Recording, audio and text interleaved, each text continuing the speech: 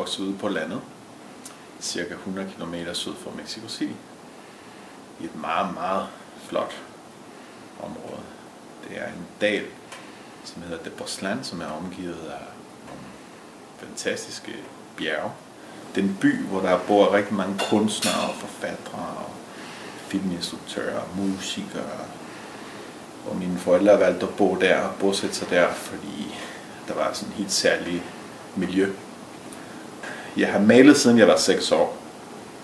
Og det hele startede med, at min morfar, som er Jørgen Nash, eller var, døde nu, han kom tit på besøg i Mexico med en kuffert fuld af alle mulige forskellige kunstmaterialer.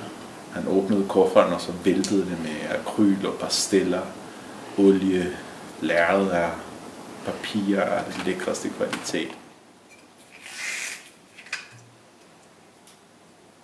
Jeg har arbejdet med kunst både i Bolivia i Sydamerika, hvor jeg har boet i 3,5 år, og i Grønland, hvor jeg har arbejdet i 2 år, i Mexico selvfølgelig, og så i Danmark, hvor jeg har sammenlagt både i 12 år.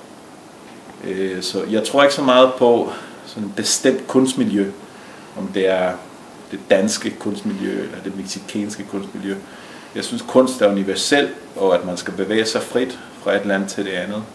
Og selvfølgelig har man sin kulturelle identitet og sin kulturelle bagage med. Det er nemlig det, der gør det spændende,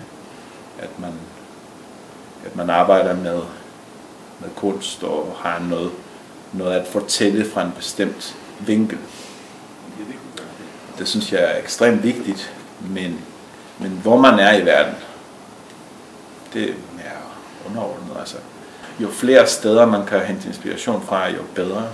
Og det synes jeg er vigtigt, fordi vi lever i en stor verden, hvor der er simpelthen så mange måder at se verden på.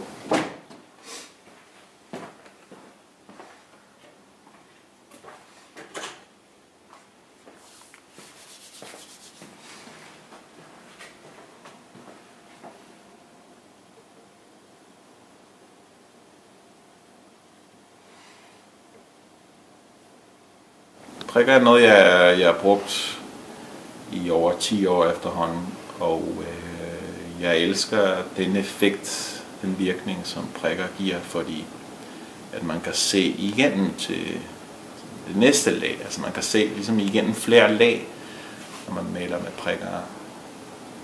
Plus at når man vælger 2 forskellige farver, så står prikkerne nærmest og flimrer. I princippet blev jeg inspireret af at bruge prikker af en indiansk kultur, som hedder Zapoteco-indianer i Mexico.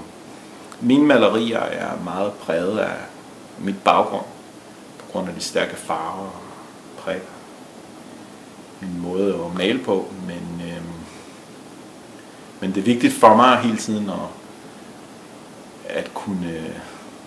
at dem, der ser mine billeder, kan se både det, jeg vil udtrykke, men at de kan få en oplevelse af hvordan vores nutidskultur er.